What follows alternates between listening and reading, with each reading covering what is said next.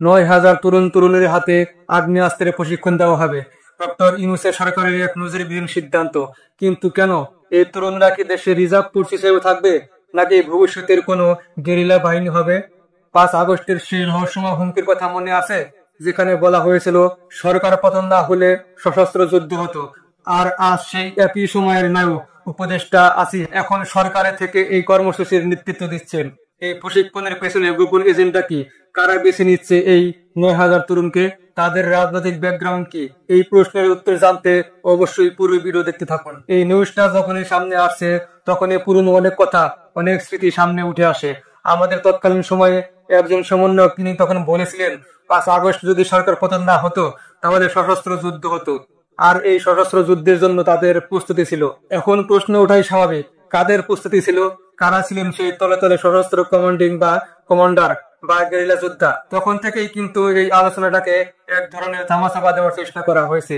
এবং মজার ব্যাপার হলো, সেই সমন্বয় যিনি সম্ভবত আসিফ ছিলেন, আমার যদি ভুল না হয়, ভুল হলে আমি বক্তব্যটা পরিহার করে নিচ্ছি, সেই উপদেষ্টা আসিফই এখন সরকারে খুব বড় একটা পদে আছেন।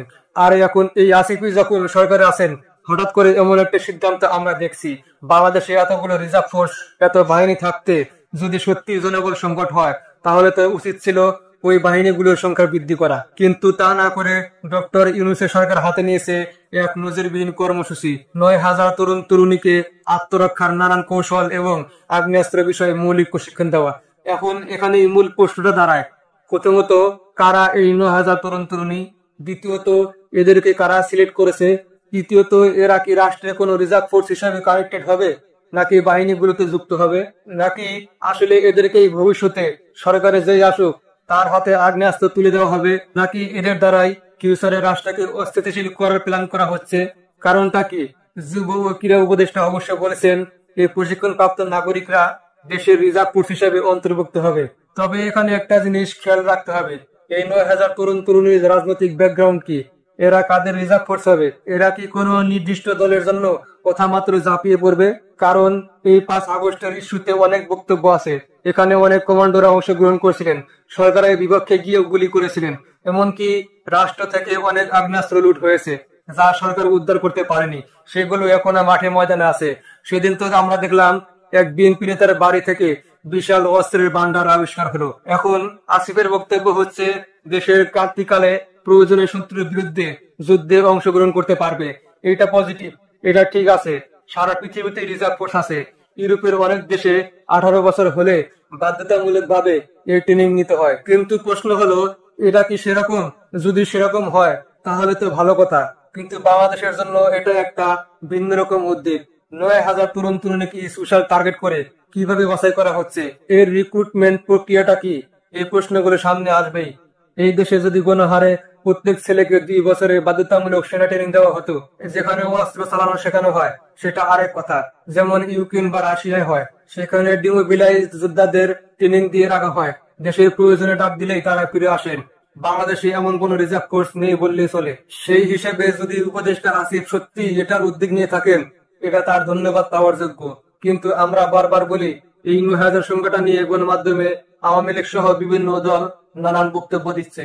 এখানে যেটা মেকশিওর করতে হবে সেটা হলো, এদের রিক্রুটমেন্টে কোনো রাজনৈতিক সংশ্লিষ্টতা থাকা যাবে না। কারণ যদি এরা এনসিপির মনোপুষ্ট হয় বা জুলাই যোদ্ধা হয়, তাহলে 100% এরা যে কোনো সময় এনসিপির প্রয়োজনে হাতে অস্ত্র তুলে নেবে। যদি বিএনপির হয় তাহলে বিএনপির জন্য অস্ত্র তুলে নেবে, আওয়ামী লীগের হলে আওয়ামী লীগের জন্য। এটা ভয়ঙ্কর একটা অবস্থানের দিকে এড়িয়ে যাবে দেশকে। কারণ বাংলাদেশে এখন দেশের চিন্তার চেয়ে ব্যক্তি স্বার্থের চিন্তাই বেশি। আসিফের বক্তব্যের পজিটিভ দিকটা কি? তিনি বলেছেন এটা একটি পাইলট প্রকল্প, জাতীয় নিরাপত্তা জোরদার করতে নভেম্বর থেকে শুরু হবে। অনলাইনে রেজিস্ট্রেশন চলছে। বিবিসি কে দেওয়া সাক্ষাৎকারে তিনি বলেছেন, আইডিয়াটা হলো বাংলাদেশের গণপ্রতিরক্ষা বাস্তবায়ন করা। আমাদের সামরিক ও ভৌগোলিক বাস্তবতায় এটা অপরিহার্য। আর রিজার্ভ ফোর্সের সংখ্যা বাড়লে মোরাল বাড়ে, এটা সুন্দর। এখন আমি আসিফের সমালোচনা করি, কিন্তু 5 আগস্টের সেই বক্তব্যটা তিনি দিয়েছিলেন কিনা সেটা নিয়ে আমার একটু কনফ্লিক্ট আছে। যদি তিনি বলেন সরকার পতন না হলে সশস্ত্র যুদ্ধ হতো, আর তিনি আজ এমন উদ্যোগ নেন, তাহলে স্বাভাবিকভাবেই প্রশ্ন ওঠে। আর যদি অন্য কেউ বলে থাকেন, তাহলে আসিফকে দোষ দেওয়ার কোনো সুযোগ নেই। প্রকৃতপক্ষে বাংলাদেশের একটা রিজার্ভ ফোর্সের দরকার। এখন এটা নিয়ে রাজনৈতিক বক্তব্য আসবেই।